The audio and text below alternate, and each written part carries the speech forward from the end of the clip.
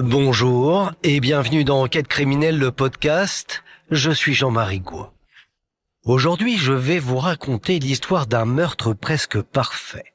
Le 14 novembre 2014, Magali Delaveau, 27 ans, est retrouvée calcinée dans sa voiture en bordure d'un chemin communal en Ardèche. Qu'est-il arrivé à cette secrétaire médicale ? Avec moi, vous entendrez les voix d'André et Pascaline Delaveau, parents de Magali, celles de ses meilleurs amis, des avocats et des journalistes ayant travaillé sur ce dossier. Bonne écoute.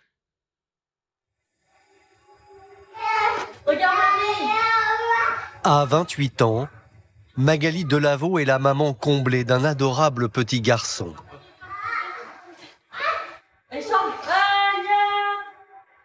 Avec son compagnon, ils forment une petite famille parfaite qui a tout pour être heureuse.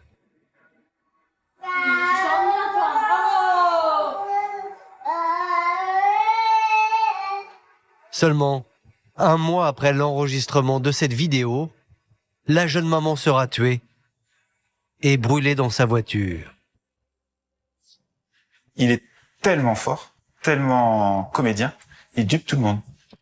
Je lui ai dit que si je trouve celui qui a fait ça, ça ira mal pour lui. Il m'a dit on sera deux. Il se fout de leur gueule du début à la fin. J'ai tapé sur la table avec mes deux poings et j'ai dit mais c'est toi qui l'as tué, que je lui ai dit. Tout commence dans la nuit du 13 au 14 novembre 2014. Il est minuit 40 lorsque Céline Delaveau, la sœur de Magali, se réveille en sursaut. Je me suis réveillée dans la nuit, j'ai regardé mon téléphone portable et là j'ai vu une quantité d'appels impressionnante venant de Jérôme. Et là j'ai dit c'est pas normal. Jérôme, c'est le compagnon de sa sœur, Magali. Donc j'ai rappelé Jérôme et là il me dit est-ce que t'as eu ta sœur au téléphone? Et là je dis bah non, mais je dis qu'est-ce qui se passe? Et il me dit écoute, elle devait partir travailler chez sa patronne, elle devait pas rentrer tard, elle est toujours pas rentrée, c'est pas normal. Il pleurait, il était apeuré, il parlait très vite. Il tente d'appeler Magali sur son téléphone portable, il ne répond pas. Ça, c'est anormal. Il lui a envoyé plusieurs messages pour lui demander si elle rentrait bientôt. En réalité, Magali ne répond plus aux appels de personne. J'ai essayé d'appeler ma sœur. J'ai dit Magali, appelle-moi, qu'est-ce qui se passe? Les heures passent et toujours aucune nouvelle de Magali. Alors Jérôme alerte les gendarmes de Saint-Cierges sous le Cheylard, le petit village d'Ardèche où ils habitent. Ils vont la chercher dans les environs du village, sur les routes qu'elle aurait pu emprunter. Ils ne vont pas la retrouver. Magali Delaveau, c'est comme volatilisé. Jérôme prévient les parents de la jeune femme qui vivent à plus de 800 km sur l'île Dieu en Vendée. Pour eux, c'est le début d'un véritable supplice. J'ai vu que c'était le numéro de Jérôme. J'ai dit qu'est-ce qu'il y a? Qu'est-ce qui se passe? Et c'est là qu'elle nous dit que Magali avait disparu. Vu leur éloignement géographique, ils sont parfaitement impuissants. Ils ne peuvent rien faire. On n'avait pas de nouvelles, on n'avait rien. On est inquiet, plus qu'inquiet d'ailleurs. Dans l'attente comme ça, c'est horrible. C'est horrible d'attendre. Alors là, j'ai quelque chose qui s'est passé dans moi. J'ai su tout de suite que c'était grave, qu'il était arrivé quelque chose de grave.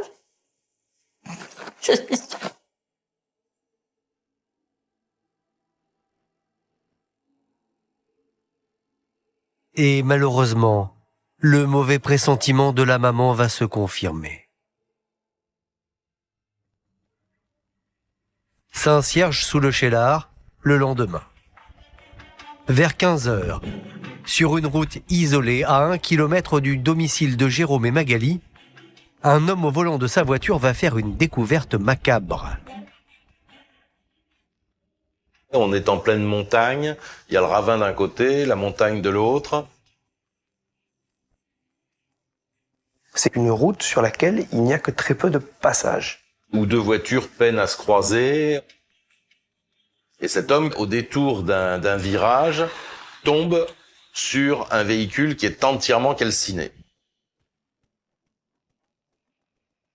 Encastré contre un arbre, carbonisé. L'automobiliste va regarder si quelqu'un a besoin d'aide, va voir s'il peut faire quelque chose. L'homme s'approche de la voiture. Ce qu'il s'apprête à y découvrir restera à jamais gravé dans sa mémoire. Dans ce véhicule, il y a un corps, calciné lui aussi. Entièrement brûlé. Pour ce témoin, ça a été une réaction d'épouvante. Et la première chose qu'il a faite, c'est de téléphoner au secours, aux gendarmes.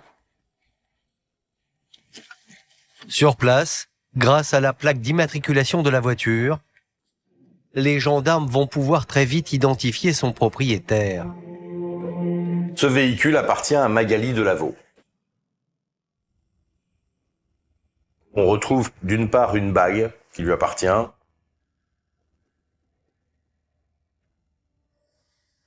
et un piercing. C'est Magali Delaveau qui se trouve dans ce véhicule calciné.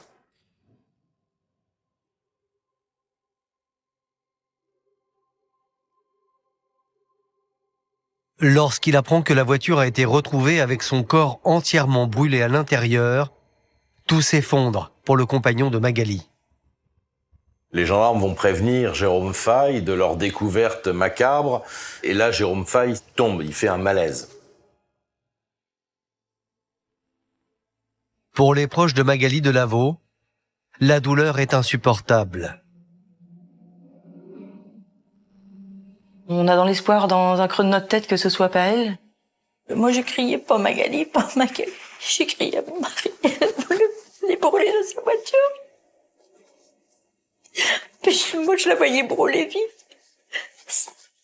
C'était horrible. Pas simple.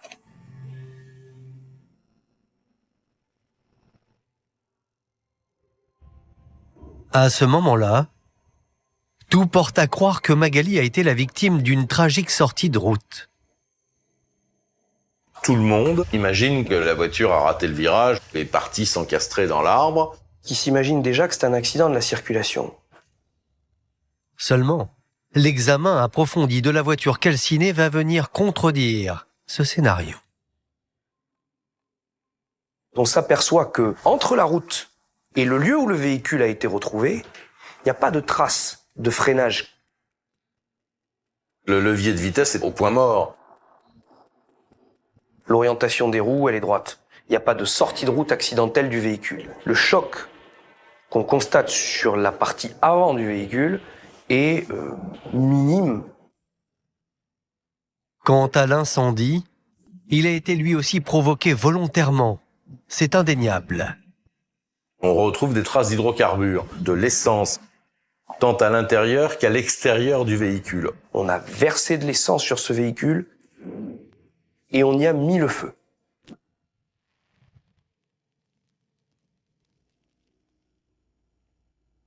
Et ce n'est pas tout. En réalité, ce n'est pas l'incendie qui a tué Magali.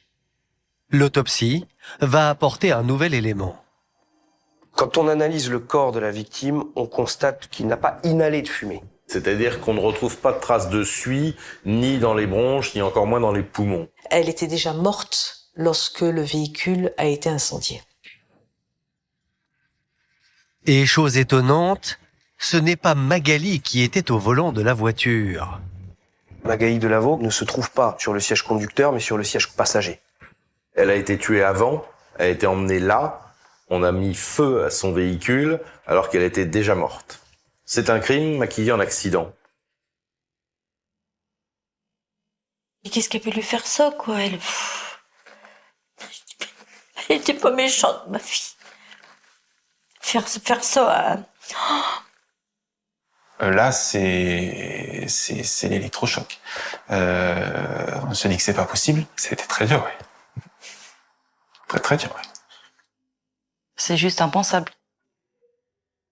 Et pour Jérôme, le compagnon de Magali et père de son fils, c'est le coup de grâce.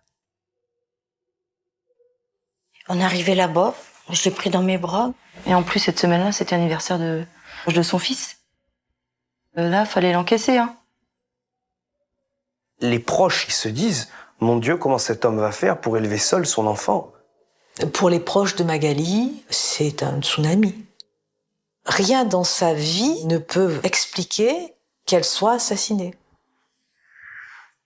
En effet, petite dernière d'une famille de 3 enfants, cette jolie jeune femme pétillante de 28 ans avait des rêves plein la tête. Magali était quelqu'un d'extrêmement joyeux, qui aimait chanter, qui aimait danser.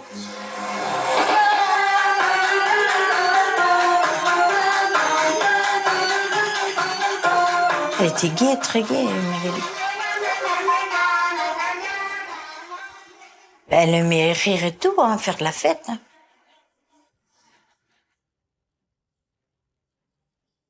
Une bonne vivante, quoi. Hein. Assistante maternelle, Magali gardait les enfants d'un médecin de son village. Elle a toujours été à s'occuper des enfants, c'était vraiment son truc. Elle garde les enfants du docteur, qui l'embauche par la suite pour être secrétaire médicale. Donc elle fait 2 travails en même temps avec la même personne, avec le même patron en fait. Depuis 5 ans, Magali coulait donc des jours heureux avec son compagnon Jérôme en Ardèche. Je m'inquiétais pas, elle était heureuse. Et quand on allait la voir, tout se passait bien. Ferme tes yeux, regarde mamie, ferme tes yeux. Ferme tes yeux, allez chante.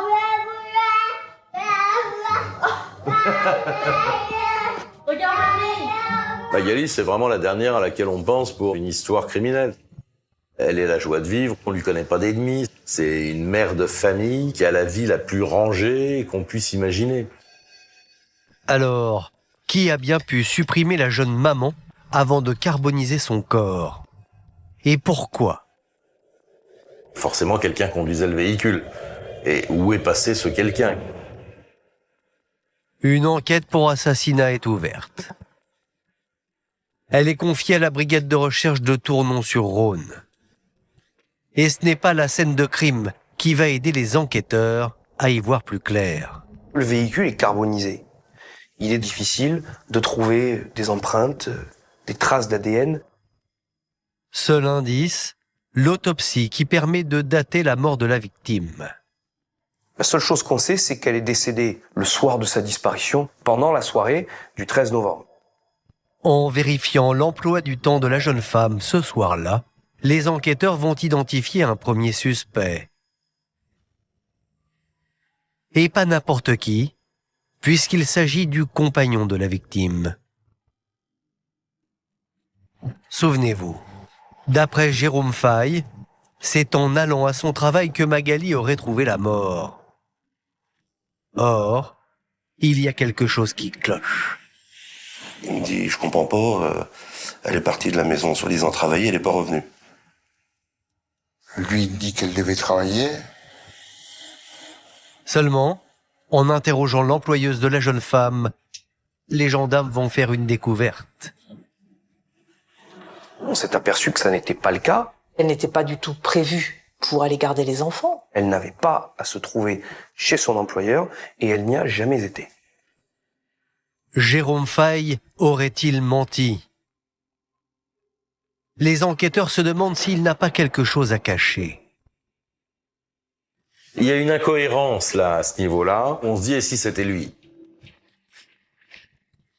Une perquisition est menée chez le principal suspect. Et d'emblée, un autre détail va tout de suite interpeller les gendarmes. Magali, elle est partie sans son sac à main.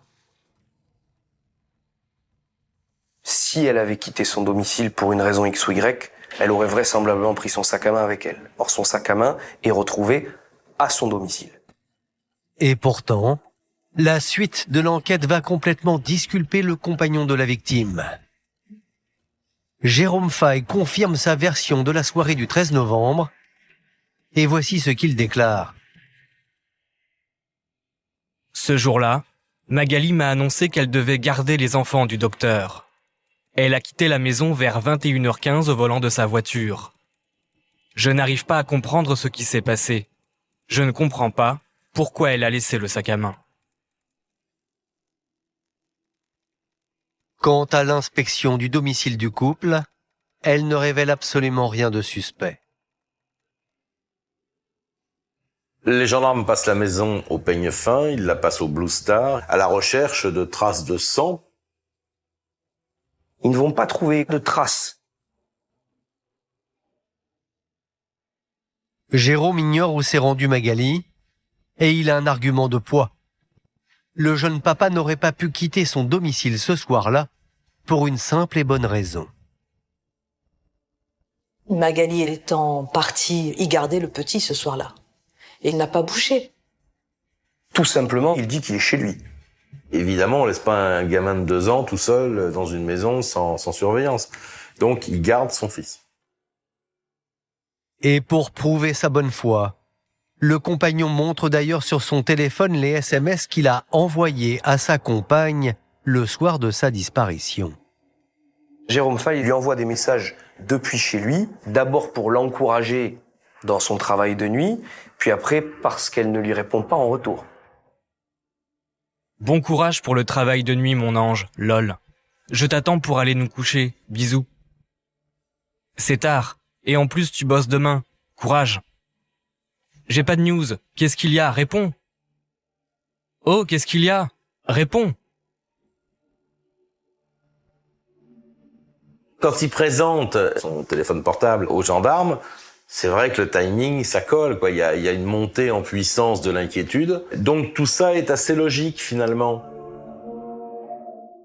Pour les gendarmes, Jérôme Fay ne serait pas impliqué. D'ailleurs, il n'aurait aucune raison de vouloir la mort de sa compagne. L'amour de sa vie depuis plus de 5 ans.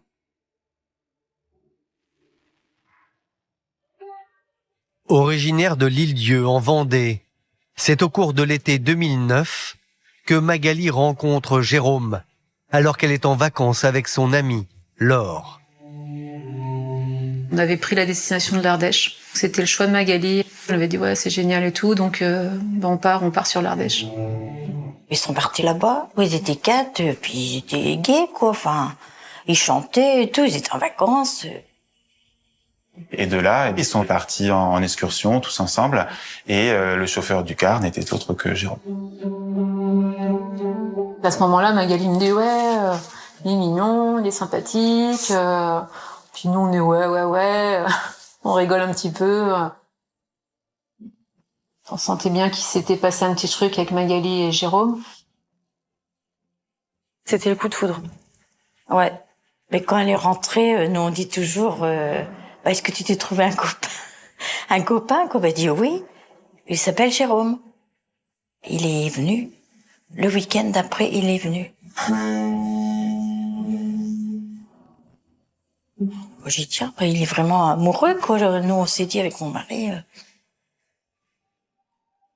Malgré la distance qui sépare les deux tourtereaux, c'est le début d'une idylle qui va se poursuivre contre vents et marées.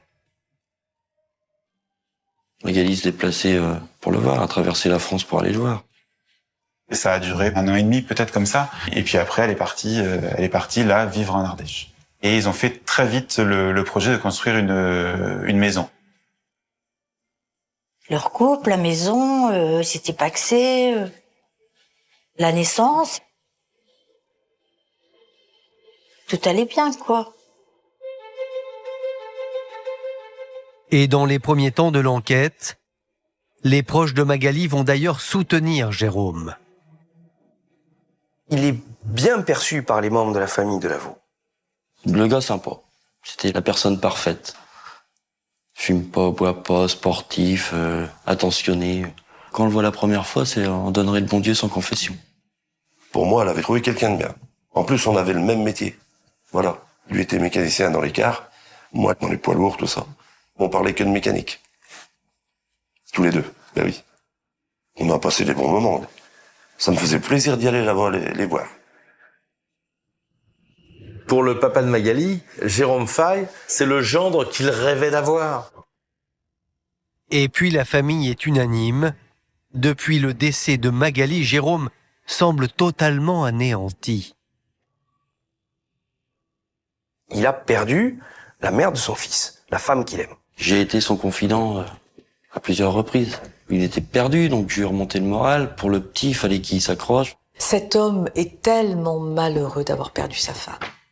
Personne ne peut imaginer qu'il ait quelque chose à voir avec ce décès. Jérôme se serait même fixé une mission, retrouver lui-même le meurtrier de sa compagne. Ouais, là, on a l'impression qu'il fait son enquête. Il cherchait partout, sur le lieu du crime, il s'en allait voir s'il trouvait pas un indice qui nous disait. Moi, je lui ai dit une fois, si je trouve celui qui a fait ça, ça ira mal pour lui. Il m'a dit, on sera deux. Aux enquêteurs, je leur ai dit, j'aurais donné mon cœur à ce gars-là. C'était pas possible. Un homme amoureux qui veut venger sa femme. Le compagnon de la victime est insoupçonnable. Et d'ailleurs, il va livrer une piste aux enquêteurs.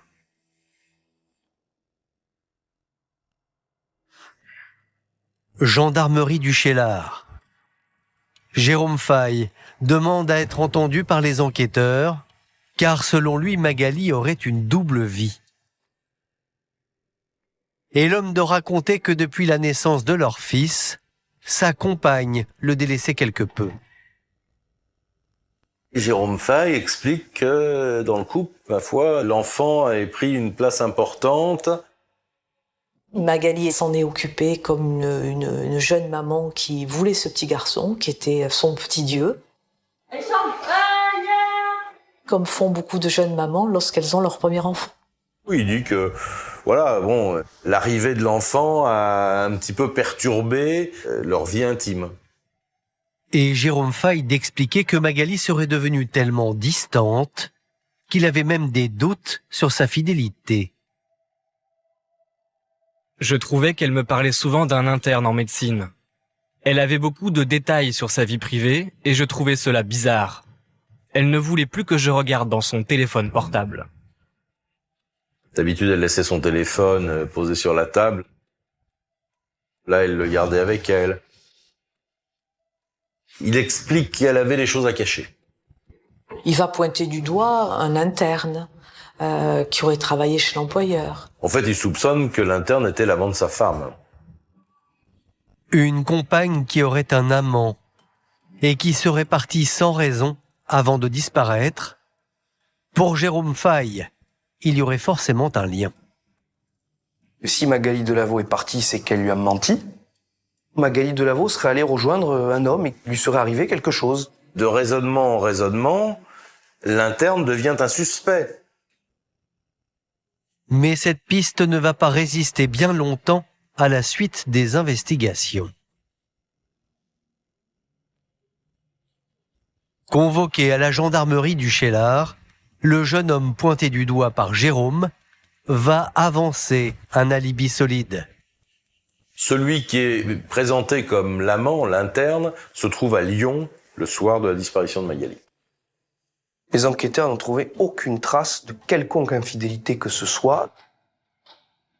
Magali Delaveau n'a pas d'amant, n'a pas d'aventure. Il n'y a aucune ambiguïté. La piste insufflée par Jérôme Faille semble donc totalement fantaisiste. Et du coup, elle va finir par se retourner contre lui. L'image que Jérôme a voulu donner de lui va commencer à se fissurer très vite vis-à-vis des enquêteurs. Et les gendarmes ne sont pas les seuls à trouver les allégations du compagnon suspectes. Pour son entourage, jamais Magali n'aurait pu tromper l'homme pour qui elle avait tout quitté. C'était quelqu'un sérieuse, fidèle. Je dis à Jérôme, impossible.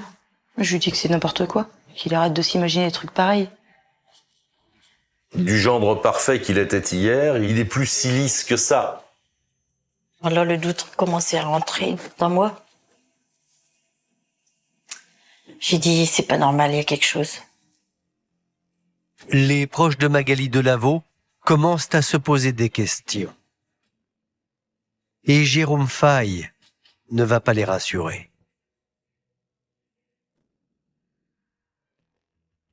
Merci d'avoir écouté la première partie de cet épisode consacré à l'affaire Magali Delaveau. Dans la seconde partie, vous allez voir que la jeune maman n'a pas été victime d'une tragique sortie de route. Bonjour et bienvenue dans Enquête criminelle, le podcast. Je suis Jean-Marie Goua. Dans la seconde partie de cet épisode, consacré à l'affaire Magali Delaveau, vous allez voir que la jeune maman n'a pas été victime d'une tragique sortie de route. Avec moi, vous entendrez les voix d'André et Pascaline Delaveau, parents de Magali, celles de ses meilleurs amis, des avocats et des journalistes ayant travaillé sur ce dossier. Bonne écoute. Au cours d'un déjeuner à son domicile, alors que toute la famille de Magali est réunie autour de lui, Jérôme va faire une déclaration pour le moins inattendue. On était tous devant notre assiette et là il nous dit « J'ai quelque chose à vous dire ». Il était à côté de moi, mais il était blanc. J'ai dit « Il y a quelque chose qui va pas ». Et là, à un moment, il nous dit « Voilà, faut que je vous dise quelque chose ». Il dit faut que je vous avoue que j'ai une relation avec quelqu'un d'autre. Voilà, ça fait 2 mois que j'ai une autre copine. Mais ça, il nous le dit comme ça de but en blanc. Faut être chaud pour dire ça. C'est quand même les parents de cette jeune fille qui a été tuée. Hier encore, le gendre idéal pleurait la disparition de sa compagne, et puis d'un seul coup, il annonce qu'il a finalement quelqu'un d'autre dans sa vie. Ça fait l'effet d'une bombe. On vient de perdre notre sœur et lui nous avoue ça, donc ça fait un choc quand même d'entendre ça, parce que après tout ce qui s'est passé, je me suis levé de la table et j'ai été le trouver, dans une colère. Jérôme avoue avoir une relation avec une autre femme depuis 2 mois. Aux yeux de la famille, le compagnon fait désormais figure de suspect. Là, c'était le truc qu'il fallait pas dire, quoi. Ça a été fini pour moi après, c'était clair. J'ai tapé sur la table avec mes 2 poings et j'ai dit « Mais c'est toi qui l'as tué » que je lui ai dit. Face aux accusations de la famille, Jérôme Faye va se défendre. Et là, il s'est mis en colère après moi. Et il m'a dit « Merci Pascaline ». Il n'a rien à voir avec le décès de sa femme. Il est offusqué par les soupçons qui peuvent être portés à son encontre. C'est pas parce qu'il a rencontré cette femme qu'il a tué Magali. Il me regardait dans les yeux et il me dit « Mais ma copine, si vous voulez, je l'appelle, elle va venir. » Il voulait la faire venir. Je dis, mais il est fou. Et là, on lui dit « Mais non, mais juste non, quoi. Arrête. » Pour les proches de la victime, la pilule est dure à avaler. On s'est levé, j'ai dit on part, on s'en va. J'ai dit là, faut appeler les enquêteurs, faut leur dire. Les gendarmes réentendent Jérôme Faye. Mais l'homme va leur livrer une version différente de celle qu'il a donnée à la famille. Jérôme Faye va admettre effectivement qu'il y avait une relation parce qu'il se sentait délaissé. Sa conjointe va donner beaucoup d'attention à l'enfant qui vient de naître et plus du tout à Jérôme Faye. Il le vivra extrêmement mal. Il est malheureux parce que c'était un petit peu difficile depuis quelque temps, depuis que le petit était là. Mais selon le compagnon, cette relation serait restée purement platonique. Je suis en contact avec cette femme. Je vous précise que nous n'avons eu aucune relation sexuelle ou geste intime. C'était pas ma maîtresse, c'était une amie, il n'y a rien eu d'autre entre nous. C'est une femme qui est à son écoute et avec qui il aime communiquer. Il dit en gros que c'était une relation secrète, certes, mais c'est une relation qui n'est pas charnelle, c'est une relation amicale. Relation amicale ou liaison extra-conjugale. Pour s'en assurer, les enquêteurs convoquent celle que Jérôme Faye présente comme sa confidente. Et la jeune femme d'une 30aine d'années va confirmer les propos du compagnon de la victime. Voici ce qu'elle déclare. Au début, c'était juste une connaissance. On s'est rapprochés un peu plus au cours des 2 derniers mois. Il s'est confié à moi, on discutait, mais on s'était dit qu'on n'irait pas plus loin ensemble.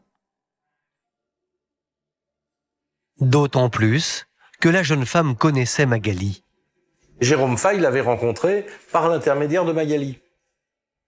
Jérôme et cette femme livrent une même version de leur relation amicale. Mais les gendarmes vont démontrer qu'ils n'ont pas dit toute la vérité.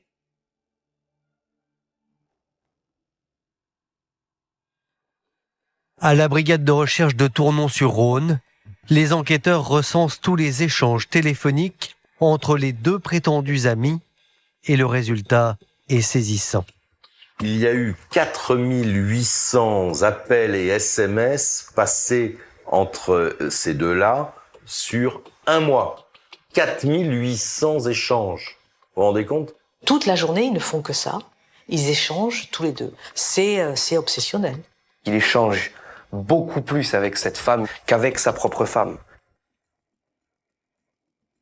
Et puis, en localisant leur téléphone portable, les enquêteurs vont mettre en lumière un petit détail. Il y a également des moments où on s'aperçoit que les deux téléphones sont au même endroit, mais dans des endroits très reculés, en pleine campagne, en pleine montagne. Il y avait des rendez-vous secrets sur les parkings ou je ne sais où encore. C'est une relation qui n'est pas celle qu'ils décrivent l'un et l'autre aux enquêteurs. Ces deux-là sont amants. Les gendarmes en ont la certitude. Les enquêteurs ne sont pas au bout de leur surprise. Souvenez-vous, depuis le début, Jérôme Fay affirmait qu'il gardait son fils chez lui le soir du crime. Seulement d'après les investigations des gendarmes, il aurait menti. Les enquêteurs vont s'apercevoir qu'à 22h25, le soir des faits, il n'était pas chez lui. Le portable a borné à l'endroit où le cadavre de Magali a été retrouvé. Là, ça commence vraiment à faire beaucoup. Pour les enquêteurs, tous ces éléments sont accablants pour le compagnon de Magali Delaveau. Et en plus, ils se demandent si l'homme n'aurait pas une complice. Car le 13 novembre 2014, il a eu une longue conversation avec sa maîtresse, juste avant le crime. Les gendarmes découvrent qu'à 18h07, Jérôme Fay a téléphoné pendant 13 minutes à cette jeune femme. Que se sont-ils dit? Les gendarmes se posent très sérieusement la question. Alors, les deux amants pourraient-ils être à l'origine de la disparition de Magali? C'est désormais en garde à vue qu'ils vont devoir s'expliquer.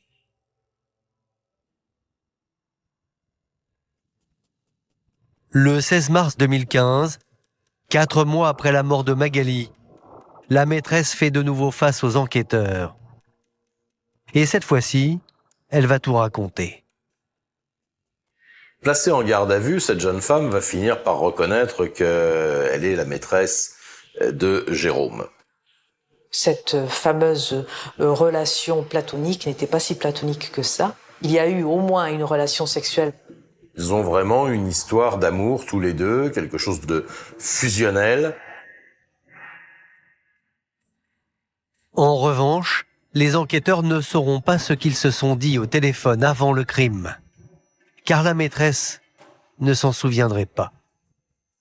Quand on passe en un mois 4800 échanges téléphoniques ou SMS, on peut comprendre que ce soir-là, elles ne se souviennent pas du contenu de la conversation de 13 minutes. Elle va montrer finalement sa bonne foi et elle va continuer à dire qu'elle n'a rien à voir avec la mort de Magali. Et les enquêteurs ne vont pas trouver d'éléments démontrant que ce soir-là, elle ait été impliquée dans le drame. Elle a un alibi parce qu'elle était à un cours de sport. Elle quittera ce cours à 21h et ensuite elle est rentrée chez elle et un certain nombre de témoins l'affirment. Manifestement, elle n'a rien à voir avec ça. Ce que dit la maîtresse est crédible. Elle ressort libre de sa garde à vue.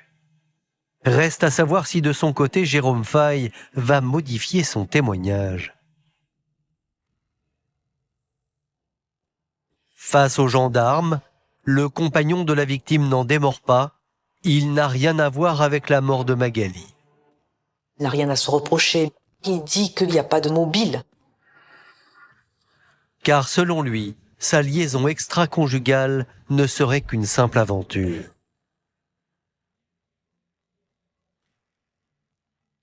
C'est vrai, je lui envoyais des textos, mais c'était plus un délire. Je savais que mon avenir était avec Magali. Là encore, les explications de Jérôme Faille, ça marche pas. C'est pas un plan sexuel comme ça occasionnel. Là, on est à des centaines d'appels jour. Jérôme Faille maintient sa version, mais les gendarmes ont encore une dernière carte à jouer.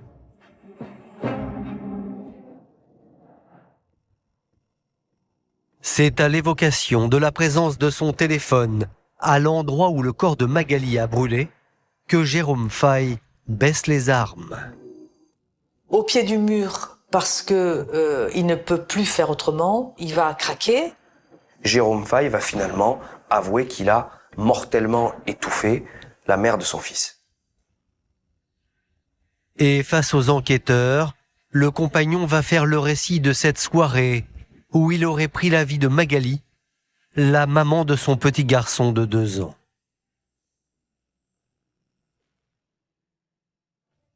Le 13 novembre 2014, vers 21h, alors que leur fils était endormi, selon Jérôme, une scène de ménage aurait éclaté entre lui et Magali. Le début de la dispute serait lié à un désaccord sur l'éducation de l'enfant, concernant l'heure à laquelle l'enfant a été couché. Et comme le ton monte entre les deux, ils décident d'un commun accord de descendre au garage pour que l'enfant ne se réveille pas aux cris de ses parents. Et d'après Jérôme Faille, il aurait alors perdu son sang-froid. J'ai voulu la faire taire. J'ai posé ma main sur sa bouche. Elle s'est débattue. Elle m'a dit « Qu'est-ce que j'ai fait pour mériter ça ?» Je lui ai dit « Tu n'as rien fait. Je t'aime. » Il décrit une scène où il lui dit « tais-toi ». Comme elle se tait pas, il lui met la main sur la bouche, il lui dit presque pardon. Elle aurait réussi à se débattre de cette étreinte pour lui échapper.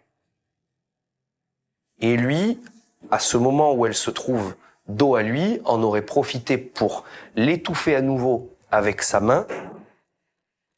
Une deuxième tentative qui cette fois aurait été fatale pour Magali. Il va la tenir contre lui. La main sur la bouche et sur le nez. Et là, il serre jusqu'à ce qu'elle tombe. Et qu'elle soit morte. Il y a eu évidemment à ce moment-là quelque chose, une digue qui a cédé. La colère, la dispute. À aucun moment, Jérôme Faille n'a voulu tuer Magali. La mère de son fils, inerte dans ses bras, Jérôme Faille aurait alors réalisé l'horreur de son geste. Épouvanté, il aurait décidé d'en finir. Je me suis mise à pleurer. Je ne sais pas ce qu'il m'a pris, j'ai complètement vrillé. Je voulais me foutre en l'air avec elle. Jérôme Faille dit avoir pensé à se suicider, accablé qu'il était par son geste. Il peut pas vivre sans Magali. C'est insupportable. C'est atroce ce qui est arrivé, il en est responsable. Et il dit avoir, au bout de quelques minutes, envisagé de partir avec le corps de sa femme dans son véhicule pour s'immoler par le feu.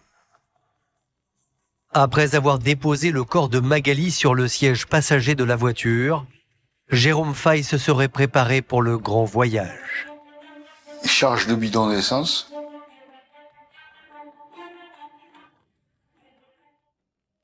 Il va prendre le volant. Et il s'en va. Jérôme Faille aurait roulé au hasard, avant de trouver un endroit pour se brûler avec sa compagne. Mais une fois sur place, il explique avoir changé d'avis. D'un seul coup, il va réaliser que le petit est tout seul. Mon Dieu, l'enfant est seul. Il ne pouvait pas se supprimer parce que sinon son enfant serait orphelin. Pour cet enfant, il ne fallait pas mourir. Pour rester avec son fils, Jérôme Faille aurait alors décidé d'effacer les traces de son crime. Il va mettre le véhicule contre l'arbre. Arroser d'essence tant à l'intérieur qu'à l'extérieur. Et brûler la voiture avec le corps de sa femme dedans.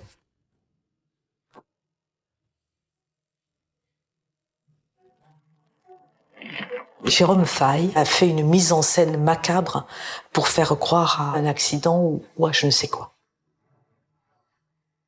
Une fois la voiture et le corps embrasés, Jérôme Faille aurait quitté les lieux pour rentrer chez lui, rejoindre son fils. Il part en courant par la route. Et pendant 4 mois, l'homme explique qu'il aurait vécu dans le mensonge pour son enfant. S'il avait été seul, s'il n'y avait pas eu un petit garçon, il aurait téléphoné à la gendarmerie. Et s'il a pris cette décision, c'est qu'il s'est retrouvé dans un champ de ruines et qu'il a voulu sauver, dans son esprit, ce qui pouvait être sauvé. Mais pour les enquêteurs, le récit de Jérôme Faille présente certaines incohérences.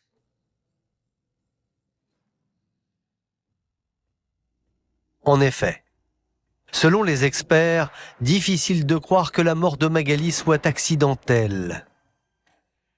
C'est assez curieux la manière dont il décrit ce passage à l'acte-là, parce qu'il ne le décrit pas comme ayant eu lieu avec une certaine violence.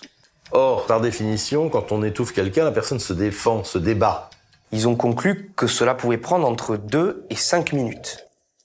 Entre 2 et 5 minutes, c'est extraordinairement long. C'est comme si vous vous noyiez. Vous avez les yeux ouverts, vous avez quelqu'un qui vous empêche de respirer. Elle a vu sa mort. C'est pas un accident. C'est sûr. Pour les enquêteurs, Jérôme Faille aurait voulu donner la mort. Et ce n'est pas tout. Sa version selon laquelle il avait dans l'idée de se suicider ne tient pas la route, parce qu'il y a les SMS. Souvenez-vous, Jérôme Faille aurait écrit à Magali le soir de sa disparition. Bon courage pour le travail de nuit, mon ange, lol. Je t'attends pour aller nous coucher. Bisous.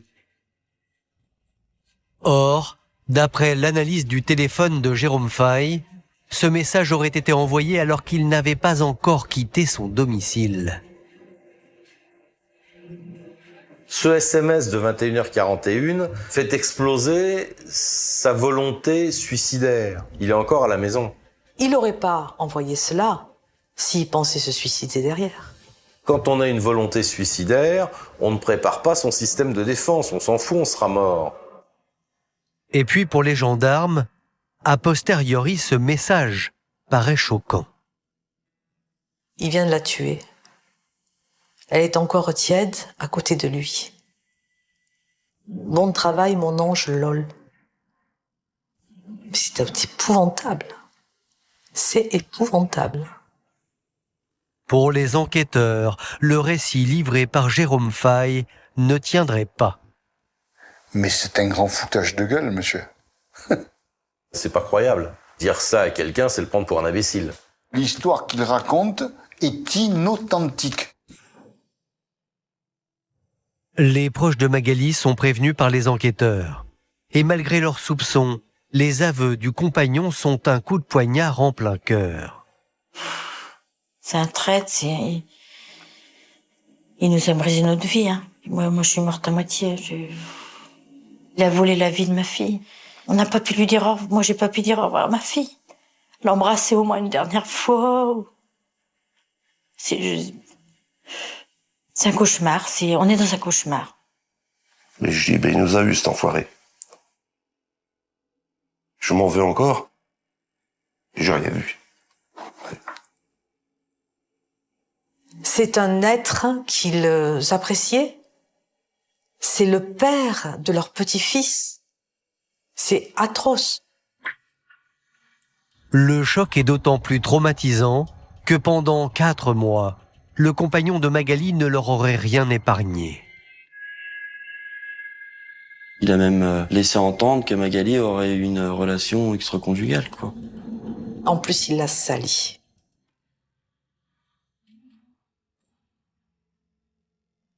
Comble de la trahison, pour les proches, Jérôme Faille serait allé encore plus loin dans la mise en scène. L'enterrement a eu lieu, elle était effondrée sur le banc. Je me souviens, j'étais derrière lui. Quelqu'un qui qui était blessé, quoi, meurtri même. Il était touchant. On l'a consolé, hein. Il pleure, il embrasse les gens. Moi, il vient et il m'entoure de ses bras. À l'enterrement, donc il est venu avec un petit sachet de terre d'Ardèche, petit sachet de terre du Chélard, et il l'a jeté dans le trou avec le cercueil, quoi, devant tout le monde. C'est une chose que... Il a eu quand même l'audace de faire ça, il a été jusqu'à la mettre dans le trou, quoi, c'est vraiment lui faire du mal jusqu'au bout. Je pensais pas pouvoir être berné à ce point-là. C'est un réel manipulateur. Il est tellement fort, tellement comédien, ça passe, et il dupe tout le monde. Quand on voit tout le cinéma dont il a été capable, il se fout de leur gueule du début à la fin. Il n'y a pas de mots pour décrire ce comportement. On est au-delà de la trahison. Jérôme Faille, effectivement, va se lancer dans cette spirale du mensonge, c'est-à-dire qu'il ne peut plus revenir en arrière, c'est fait. Le drame de ce dossier, c'est que on a face à nous un monsieur tout-le-monde qui va se retrouver dans une situation qu'il ne sait pas gérer. Lorsqu'on a commencé à mentir, on continue. Et c'est exactement ce qui va se produire. Mais pour les parties civiles, la version du crime donnée par Jérôme Faille serait une manipulation. Comment il en est arrivé à la transporter morte à côté de lui et la regarder flamber, hein. Parce que c'est ça, hein. Il dit qu'il voulait pas la tuer, mais bon, il avait qu'à la laisser à ce moment-là. Non, il s'est acharné sur elle. Pour moi, il s'est acharné sur elle. Quand elle aura compris qu'il voulait la tuer, ça a dû être terrible, terrible. Parce qu'elle l'aimait quand même, je pense. Que ça a dû être dur parce que... Alors, de dire, finalement, il m'aime pas pour me tuer.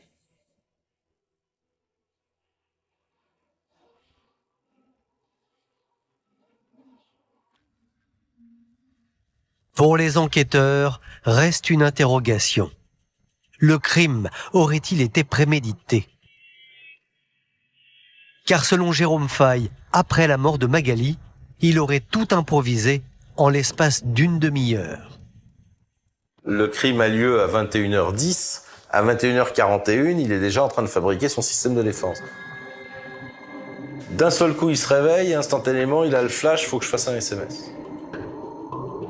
C'est impossible d'imaginer un scénario en si peu de temps. Tu tues quelqu'un, t'es quand même sous le choc. Pour un coup de folie, il était quand même bien prêt. Il avait l'essence pour faire brûler la voiture. Il a emmené la voiture quand même dans un endroit complètement isolé. Ça s'est passé de nuit.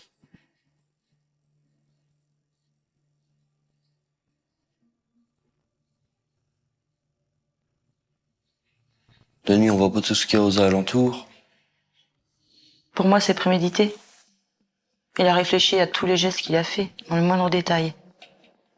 L'endroit, comment faire, tout est réfléchi. Il n'y a pas d'improvisation. C'est pas possible. D'autant qu'un autre élément de l'enquête pourrait confirmer un mobile.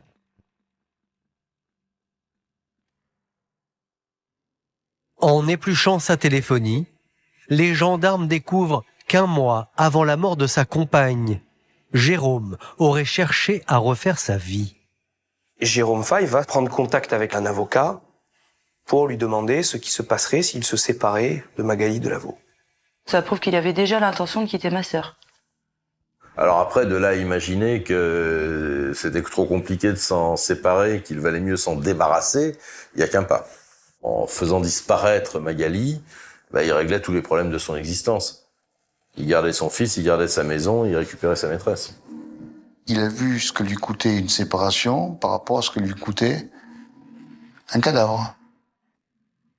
Une version du crime qui ne tiendrait pas et une compagne qui serait devenue gênante. La thèse de l'assassinat semble plausible pour la famille, mais elle est contestée par Jérôme Faille. Selon lui, il n'aurait rien prémédité. Et sur ce point, la juge va lui donner raison. La juge d'instruction a considéré qu'il fallait renvoyer Jérôme Faille pour homicide volontaire. Elle a laissé tomber la préméditation et l'a mis en examen que du chef de meurtre. Il n'y avait pas de charge concernant une éventuelle préméditation. Voilà, il faut être clair. Il aurait fallu effectivement une preuve matérielle. Il aurait fallu des aveux. À aucun moment, Jérôme Faille reconnaît qu'il avait préparé le crime qu'il a commis. Le 17 mars 2015, Jérôme Faille est placé en détention provisoire en attendant d'être jugé pour meurtre. Un dénouement que la famille de la victime ainsi que l'accusé attendent avec impatience. Ce que j'attends de ce procès, c'est que la vérité soit faite judiciairement. Je suis persuadé que tout ça s'est passé dans le cadre d'une scène de ménage qui a duré quelques instants, dont les conséquences l'ont complètement dépassé. Je voudrais savoir vraiment les derniers instants de ma fille. Ça, je voudrais qu'ils me le disent, mais sans me mentir. Est-ce qu'on saura? Je sais pas.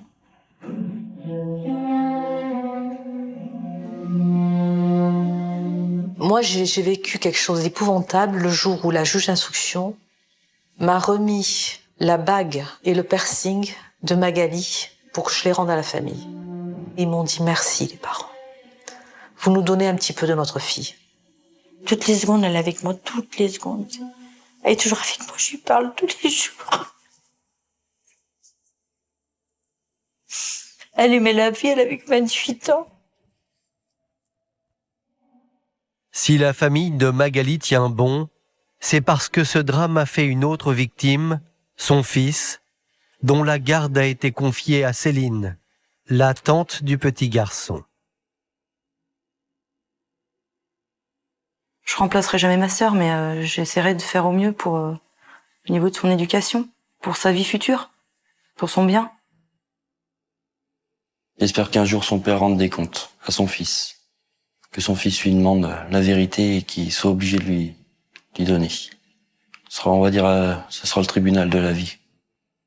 Le procès de Jérôme Faille se déroulera ici, en 2018, à la cour d'assises de Privas, en Ardèche. Dans l'attente de son procès et du jugement, l'homme est présumé innocent des faits qui lui sont reprochés. Merci d'avoir écouté la seconde partie de cet épisode consacré à l'affaire Magali Delaveau. N'hésitez pas à vous abonner à ce podcast afin de recevoir chaque semaine un nouvel épisode. Et bien sûr, s'il vous a plu, vous pouvez laisser un commentaire sur l'appli RTL, rtl.fr et toutes les plateformes partenaires. Je vous dis à bientôt. Vous écoutez Les Portraits du crime.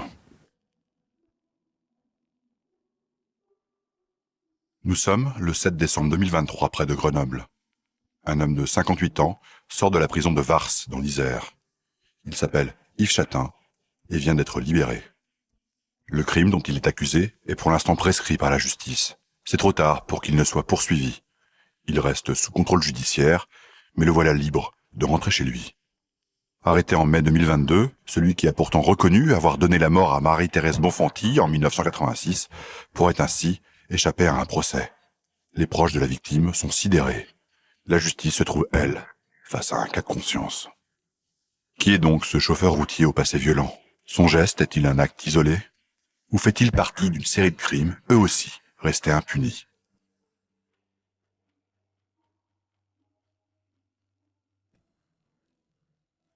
Je suis Thomas Pierre, et dans cet épisode, je dresse le portrait d'Yves Chatin, l'homme au cœur du cold case Bonfanti. Direction Pontcharrat, une petite ville de l'Isère assise au pied des Alpes. Ce jeudi 22 mai 1986 est un jour presque comme tous les autres pour Marie-Thérèse Bonfanti, 25 ans. C'est une jeune femme joyeuse qui effectue sa traditionnelle tournée de distribution de journaux. Aux alentours de 15h30, elle est aperçue devant une grande bâtisse avenue de la Gare. Elle entre, mais personne ne la verra ressortir. Son mari, Thierry, remarque son absence en début de soirée. Marie-Thérèse n'est pas venue récupérer les enfants chez la nourrice. Ça ne lui ressemble pas. Inquiet, Thierry quadrille les rues et retrouve la Peugeot 104 de sa femme, rangée à la va-vite, le long de l'avenue de la Gare. Le coffre est ouvert, les clés encore sur le contact. C'est là qu'il croise un voisin, un jeune homme de 21 ans, à la carrure imposante. 1m85, 80 kilos. Son nom, Yves Chatin. L'immeuble appartient à sa famille. Les locataires qui vivent ici le connaissent bien. Et pour les gendarmes non plus, il n'est pas un inconnu.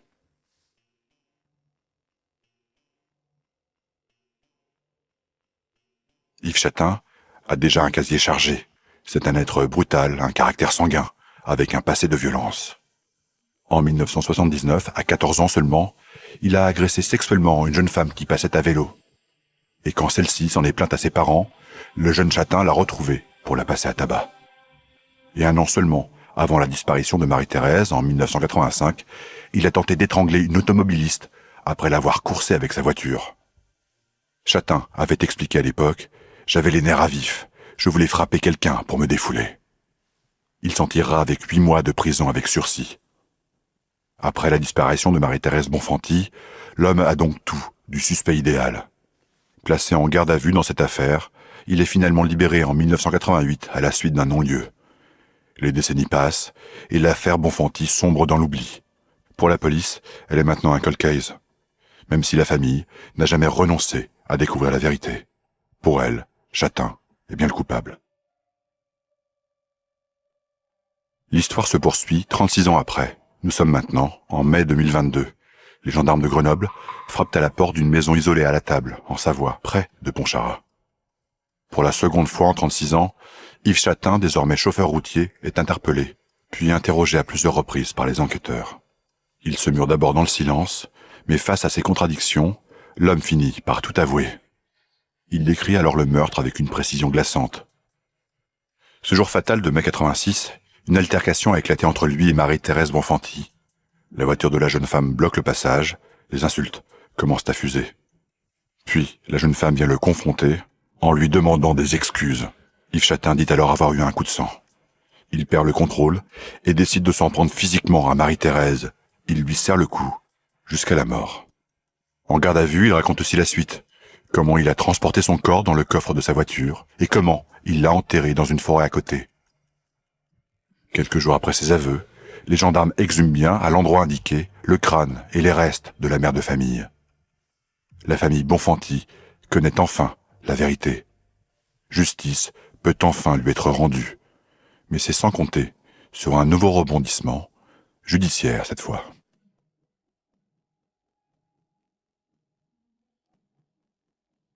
En France, la prescription pour un meurtre est de 30 ans. Or, celui de Marie-Thérèse est vieux de 36 ans. C'est sur cette base qu'Yves Chatin demande sa libération. Il l'obtient en décembre 2023. C'est une nouvelle bataille qui commence pour les Bonfanti. Les proches de Marie-Thérèse militent pour que le délai de prescription démarre en 2022, date de la découverte du corps, et non en 86, celle de sa disparition. Une demande parfaitement légitime selon leurs avocats. Surtout que les enquêteurs suspectent Yves Chatin d'être au cœur d'autres affaires restées sans réponse dans la région, celle des oubliés de Pontcharrat.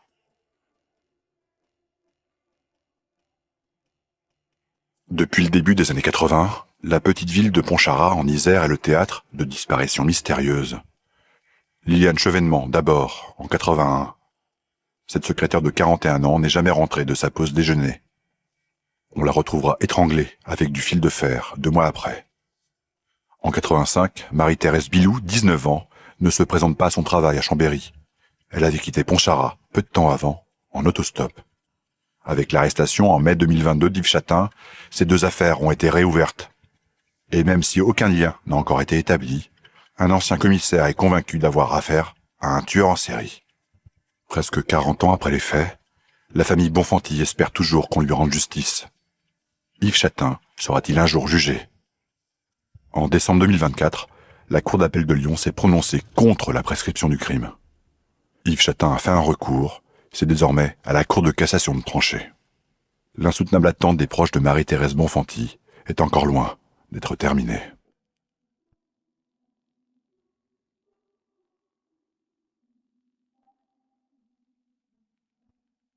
Retrouvez cet épisode et tous les autres sur l'application RTL et toutes nos plateformes partenaires. À bientôt!